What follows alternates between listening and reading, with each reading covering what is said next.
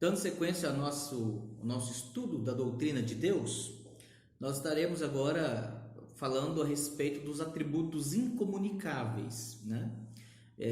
Dentro da classificação dos atributos de Deus, em geral se faz uma divisão, né, didática geral entre atributos incomunicáveis e atributos comunicáveis.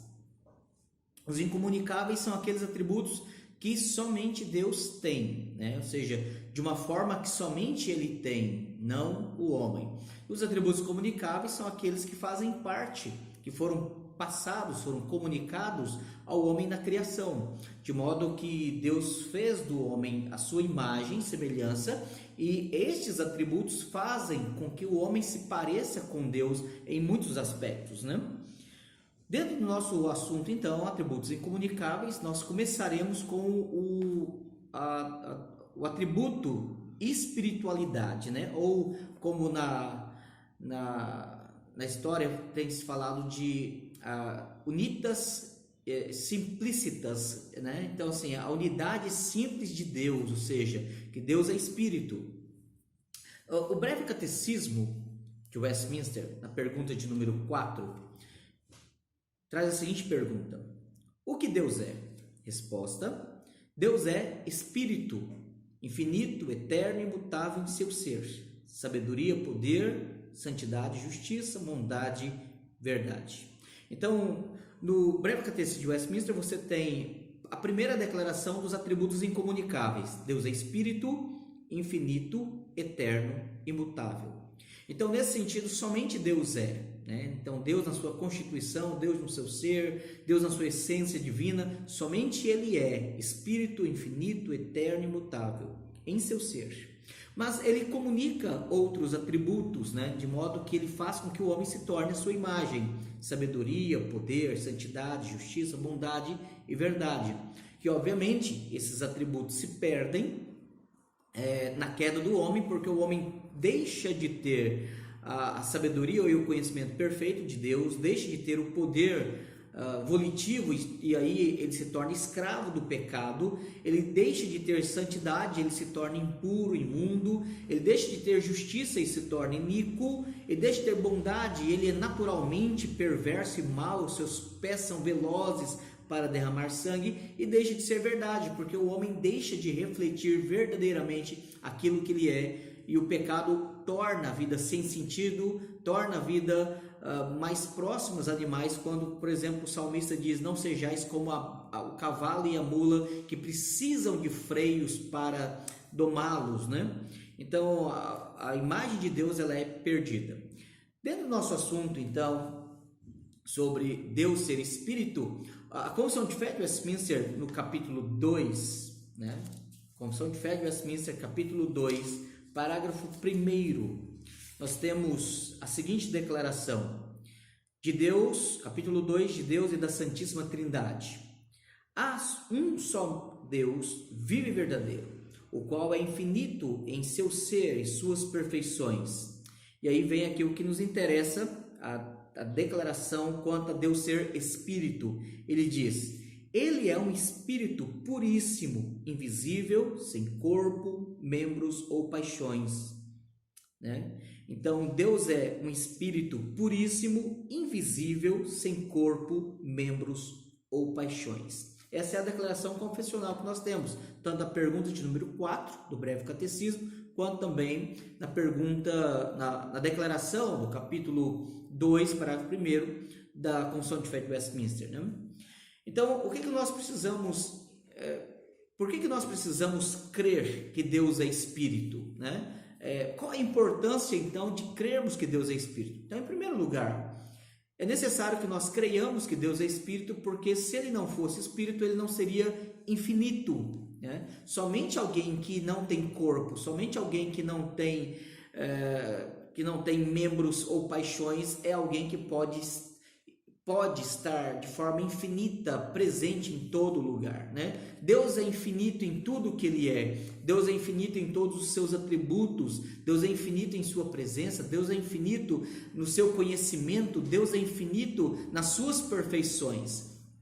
Segundo Crônicas, capítulo 2, né? Segundo livro de Crônicas, capítulo 2, nós temos no capítulo 2, verso 6, segundo Crônicas 2, verso 6, a palavra de Deus dizendo assim, quanto à construção do templo, né? No entanto, quem seria capaz de lhe edificar a casa, visto que os céus e até os céus dos céus não o podem conter? E quem sou eu para lhe edificar a casa, senão para queimar incenso diante dele? Então, é uma pergunta que é feita aqui, né, na palavra do Senhor, e nos leva a pensar, quem pode? Deus não, nenhum lugar, nenhum templo pode conter Deus. Deus fala para Davi que mesmo que se matasse e queimasse em holocausto todos os animais da terra, isso ainda não seria suficiente para ele, porque ele é infinito. Ele não tem fim. E aí nós devemos lembrar que nessa infinitude, o fato de Deus ser espírito, a sua ira não teria fim contra aqueles que agem contra ele, né? E só podemos lembrar que ela é infinitamente satisfeita por causa de um sacrifício infinitamente perfeito, porque Cristo, de forma suficiente, ele satisfaz pela sua obediência ativa ao cumprir todos os mandamentos e também a obediência passiva ao suportar e receber sobre si a condenação infinita que seria sobre nós por toda a eternidade. Ele a recebe de forma intensa, não extensamente, mas de forma intensa sobre si, satisfazendo a condenação no nosso lugar, satisfazendo a ira de Deus em nosso lugar. Então, o Deus que é espírito e que é infinito por ser espírito, Deus então, ele não pode ser contido em nenhum lugar, ele não pode ser limitado a nenhum lugar. Em segundo lugar, é importante crermos, segundo as Escrituras, que Deus é Espírito, porque se Ele não fosse Espírito, Ele não seria independente. Apenas temos fome, sede, cansaço, dores, carências, porque temos um corpo, né? Aqueles que morrem estão diante de Deus, eles já não sentem essas mesmas fadigas que nós, não são atormentados pelas limitações e enfermidades que nós somos. Deus, ele é independente, Deus, ele é autônomo, Deus, ele é autoexistente, ele não tem corpo, conforme a confissão de fé diz, né? Deus é espírito puríssimo, invisível, sem corpo, sem membros e paixões.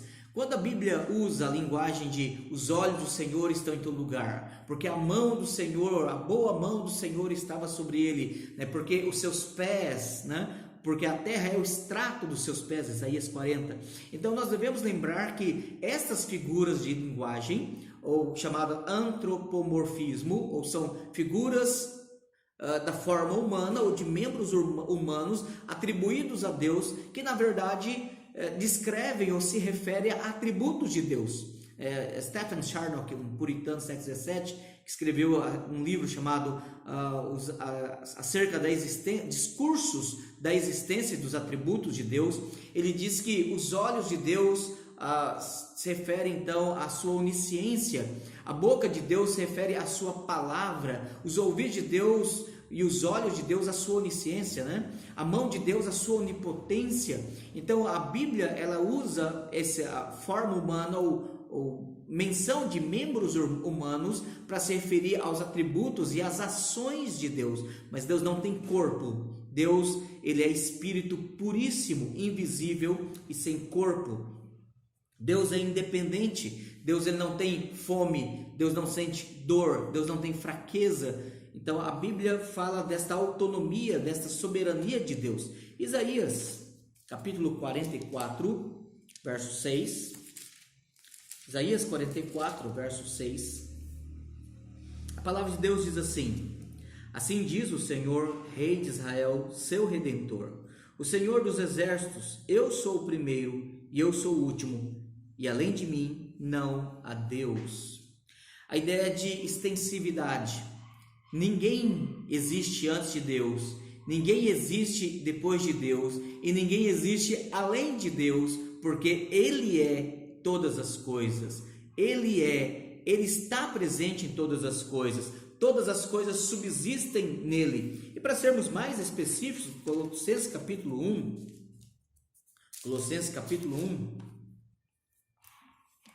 verso 15 ao verso 17, diz assim: este, se referindo a Jesus, este é a imagem do Deus invisível, o primogênito de toda a criação, pois nele foram criadas todas as coisas nos céus e sobre a terra, as visíveis e as invisíveis, sejam tronos, sejam soberanias, quer principados, quer potestades, tudo foi criado por meio dele e para ele.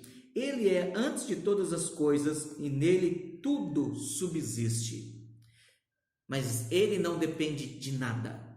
Ele é suficiente em si mesmo.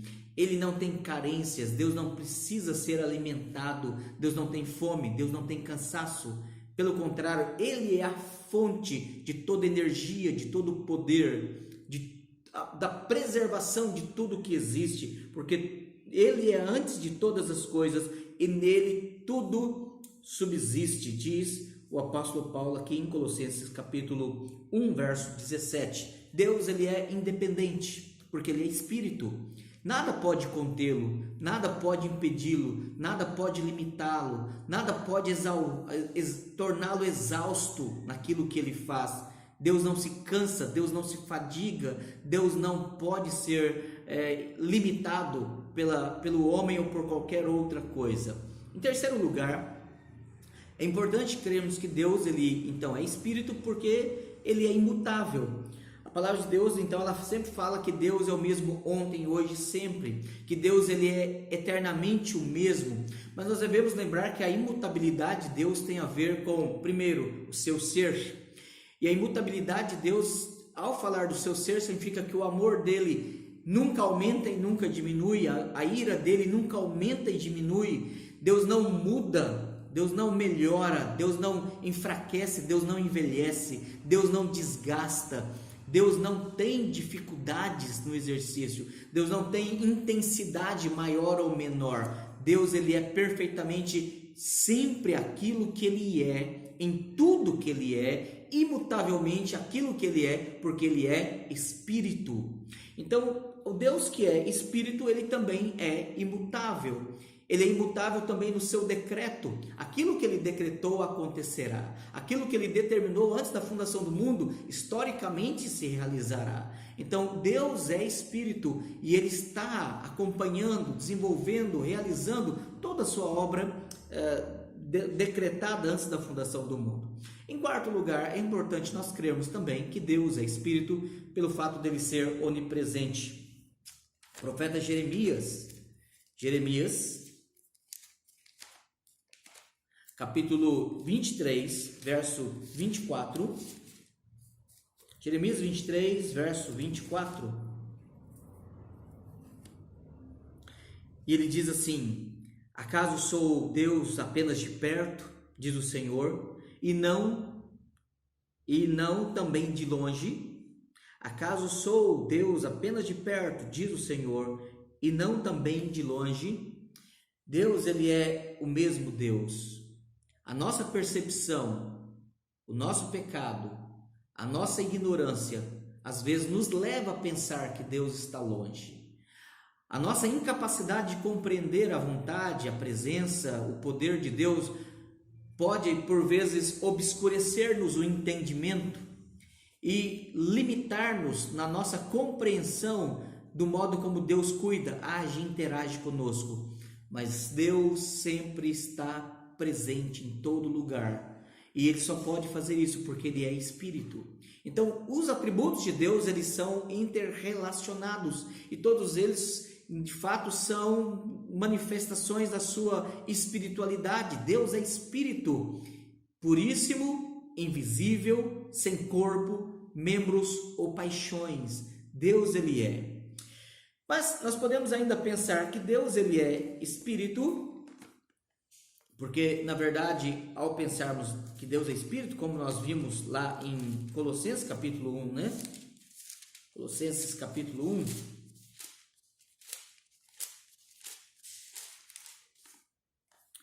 Verso 15: esta é a imagem visível do Deus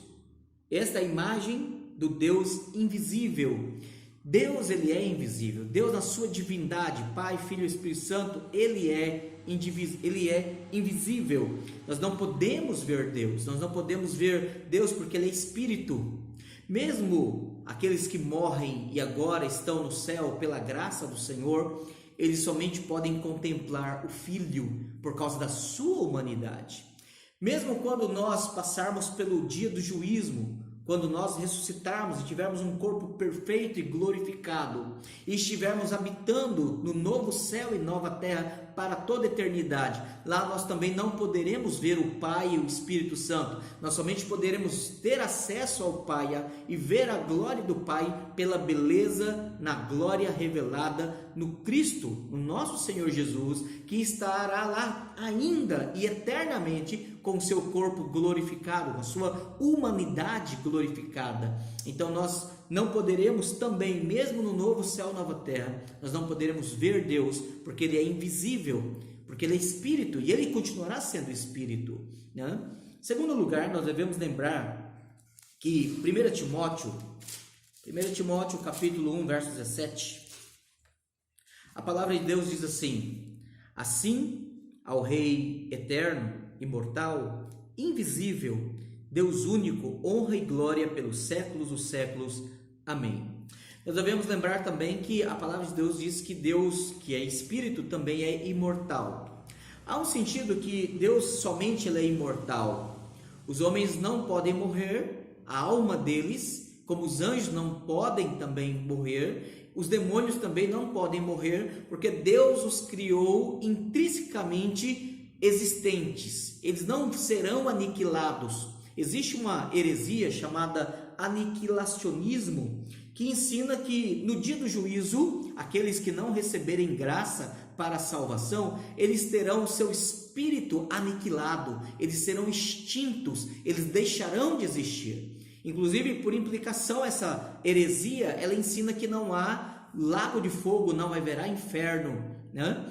Porque Deus criará apenas um lugar bom, perfeito, belo, com a sua presença e para a sua relação com aqueles que foram salvos em Cristo Jesus, mas aqueles que não foram serão extintos, serão aniquilados. Essa é uma heresia, porque ela nega a verdade bíblica do inferno, do lago de fogo, de um lugar de tormento para toda a eternidade, né?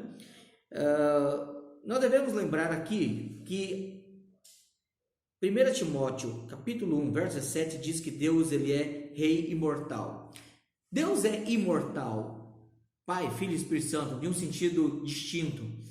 As criaturas, anjos, demônios e homens, eles são imortais porque Deus lhes deu a capacidade, a inerência existencial de sempre ser. Então eles nunca extinguirão, mas embora Deus, se Ele quiser, Ele poderia, Ele tem poder para todas as coisas, mas Ele decidiu criar também um lugar de tormento para aqueles que para lá irão. Como Ele também manifestará a glória dEle no novo céu, nova terra, por toda a eternidade, numa comunhão perfeita com aqueles que amam e são amados desde toda a eternidade em Cristo Jesus. Deus é imortal no sentido que Ele é fonte da vida.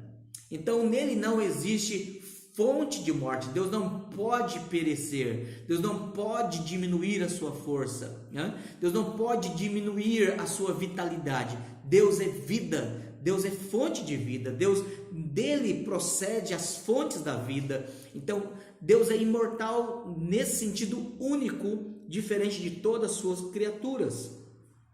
Ainda no capítulo 6, verso 16, 1 Timóteo 6, verso 16, a palavra diz assim: o único que possui imortalidade, que habita em luz inacessível, a quem homem algum jamais viu, nem é capaz de ver, a ele honra e poder eterno.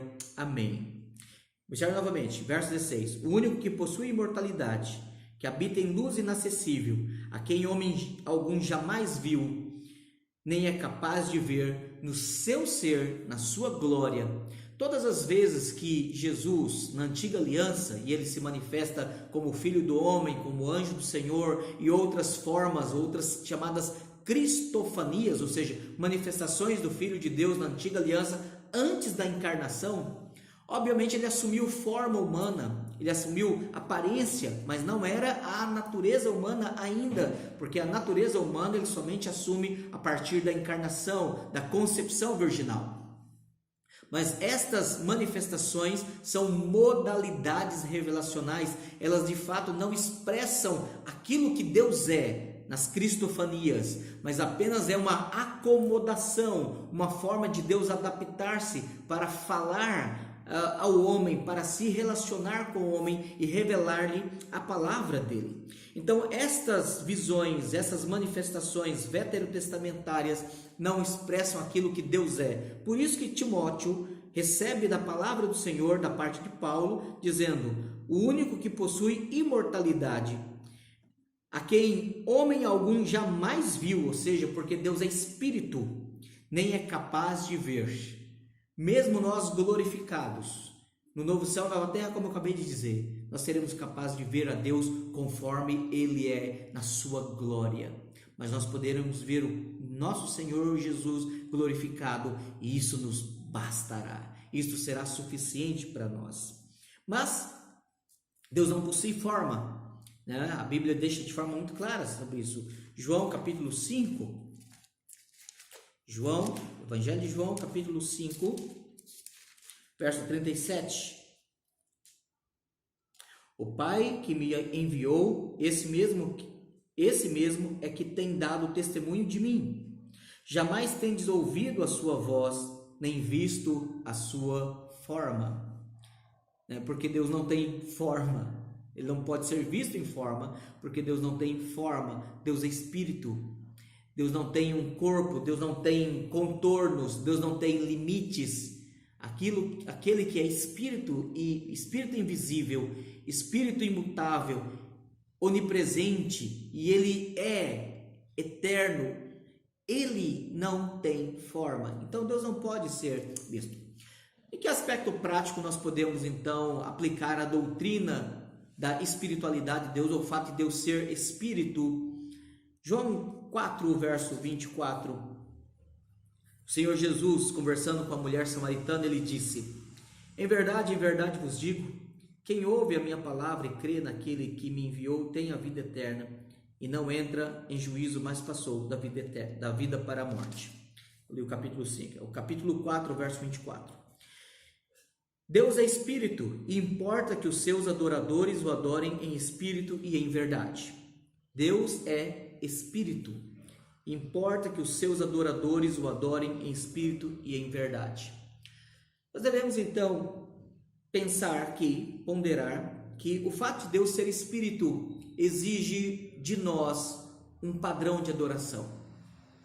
É um padrão que não está limitado a formas, a cerimônias. A adoração ela começa primeiramente no coração. Deus é espírito, importa que os seus adoradores o adorem em espírito. Isso implica adorar a Deus a partir do que o Espírito Santo faz em nós. Então, antes de nos preocuparmos com formas, o verdadeiro adorador é aquele que é regenerado, é nascido pelo Espírito Santo, é aquele que tem verdadeira fé comunicada pelo Espírito Santo, tem autoconsciência da sua pecaminosidade e ele então vive uma vida de contrição, de arrependimento, de quebrantamento, porque ele é movido e tocado pela palavra e pelo Espírito Santo e com a palavra. Então é necessário que nós adoremos a Deus em espírito, a partir daquilo que o Espírito Santo produz em nós. Deus é espírito, então ele deseja ser adorado a partir primeiramente do nosso espírito, a partir daquilo que o Espírito produz em nós, dos atributos, das virtudes, da imagem restaurada de Deus em Cristo Jesus, para que possamos adorar a Deus. Então a adoração ela precisa ser em espírito.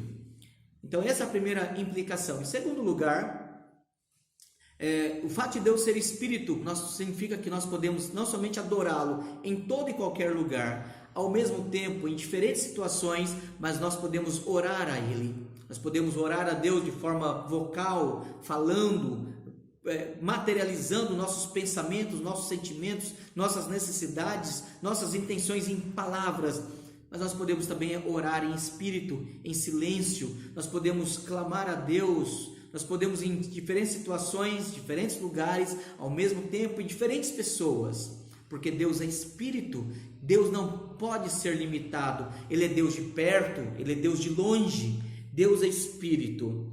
Essa é a segunda implicação. Terceira implicação, o fato de Deus ser espírito, significa que Deus tem acesso a todo e qualquer lugar.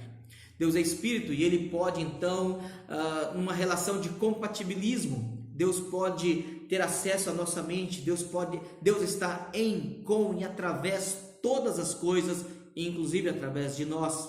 Nesse sentido, Deus é quem efetua em vós tanto querer como realizar. E aí nós podemos então concluir que este acesso, esta ação misteriosa do Espírito de Deus em nós, em nosso espírito, em despertar-nos, em mover-nos, em frear-nos, em estimular-nos, em capacitar-nos, em agir e cooperar, em compatibilizar as suas intenções com as nossas intenções, em fazer com que o seu temor se torne o nosso temor, a sua alegria a nossa alegria, o seu amor o nosso amor, a paz que excede todo entendimento, enchendo o nosso coração, somente ocorre porque Deus é Espírito.